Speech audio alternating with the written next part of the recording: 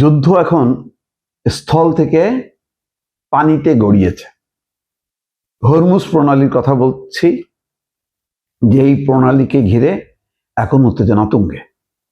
একটি খবর হচ্ছে, দেখেন, যুক্তরাষ্ট্রের চেষ্টা ব্যর্থ, আইআরজিসির পাহারায় বন্দরে পৌঁছালো ইরানি জাহাজ।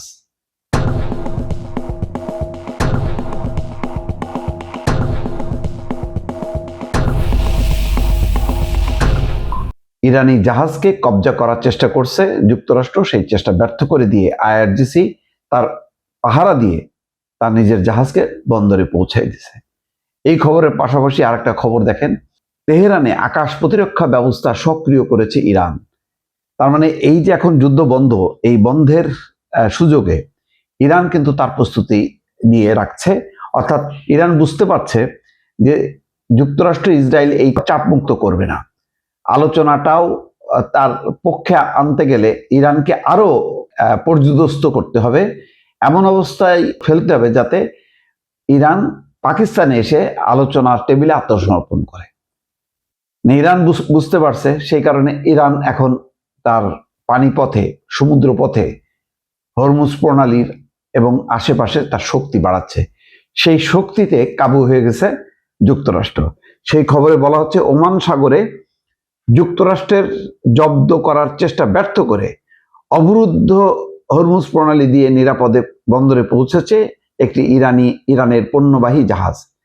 দেশটির রাষ্ট্রীয় সংবাদ মাধ্যমের বরাত দিয়ে এই তথ্য জানা গেছে। এখন দেখেন অবস্থা হচ্ছে কি, মানে জাহাজগুলিকে জব্দ করবে, কে জব্দ করবে না, মানে জাহাজের দখল নিয়ে এখন একটা লড়াই শুরু হয়েছে। এর মধ্যে ভারতীয় 3টা জাহাজ তারা জব্দ করছে, যেটা ফাঁকি দিয়ে যাওয়ার চেষ্টা করছে হরমুজ প্রণালী, সেটা ইরান জব্দ করছে। আবার ইরানও, যুক্তরাষ্ট্র আবার জব্দ করতেছে ইরানের জাহাজগুলি। মানে এখন জাহাজ দখল পাল্টা দখলের লড়াই শুরু হয়েছে ওই হরমুজ প্রণালী এবং আশেপাশে ওমান সাগর। তো এখানে ওমান সাগরে এই ঘটনাটা ব্যাপারে বলা হচ্ছে, ইরানের আধা সরকারি সংবাদ সংস্থা ফার্স নিউজ বলছে, চালবাহী জাহাজটিকে পাহারা দিয়ে নিয়ে আসে ইরানের ইসলামী বিপ্লবী গার্ড বাহিনী নৌ ইউনিট। অথচ বলা হচ্ছে যে ইরানের নৌবাহিনী নাকি সাগর তলে চলে গেছে ট্রাম্পের ভাষায়, অথচ নৌবাহিনী ইউনিট পাহারা দিয়ে নিয়ে চলে আসছে। মূলত মার্কিন বাহিনীর কবজা থেকে জাহাজটিকে রক্ষা করতে এই বিশেষ নিরাপত্তা ব্যবস্থা করা হয়। তেহরানের আকাশ প্রতিরক্ষা ব্যবস্থার ব্যাপারে বলা হচ্ছে যে, তেহরানের আকাশে শত্রু লক্ষ্যবস্তু শনাক্ত হওয়ার পর বৃহস্পতিবার শহরের বিভিন্ন অংশে আকাশ প্রতিরক্ষা ব্যবস্থা সক্রিয় করা হয়েছে।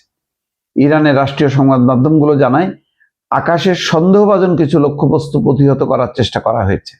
ইরানের মেহের নিউজ এজেন্সি জানায়, রাজধানীর আকাশে প্রতিরক্ষা ব্যবস্থাগুলো লক্ষ্যবস্তু লক্ষ্য করে কাজ শুরু করে। পাশাপাশি নূর নিউজও নিশ্চিত করেছে শহরের বেশ কয়েকটি স্থানে প্রতিরক্ষা ব্যাটারিগুলো সক্রিয় করা হয়েছে। তবে এই হুমকির ধরন সম্পর্কে কর্তৃপক্ষের পক্ষ থেকে বিস্তারিত কোনো তথ্য দেওয়া হয়নি। এই ঘটনা এখন পর্যন্ত কোনো হতাহত বা ক্ষয়ক্ষতির খবরও পাওয়া যায়নি।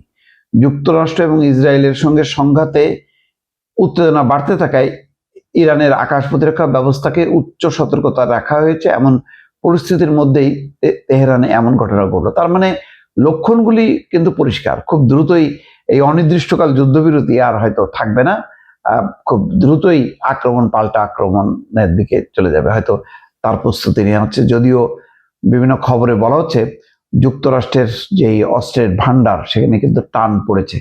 মানে 1 মাসে যে পরিমাণ খরচ হয়েছে ইরানের বিরুদ্ধে অস্ত্র, সেই অস্ত্রের নানা মজুদ, বিশেষ করে আকাশ প্রতিরক্ষা ব্যবস্থা প্রায় অর্ধেক শেষ।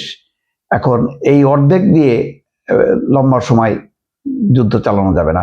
হয়তো ওই কৌশলগত কারণে এখন আলোচনার টেবিল নিয়ে সময় ক্ষেপণ করছে। ইতিমধ্যে তারা হয়তো প্রস্তুতি নিচ্ছে, তবে পাল্টা প্রস্তুতি নিচ্ছে ইরানও, এবং ইরানের প্রস্তুতিটা কেমন তার একটা প্রদর্শনীও কিন্তু তারা করছে তেহরানে, এবং হাজার হাজার মানুষ সেটাকে স্বাগত জানাইছে। দর্শক।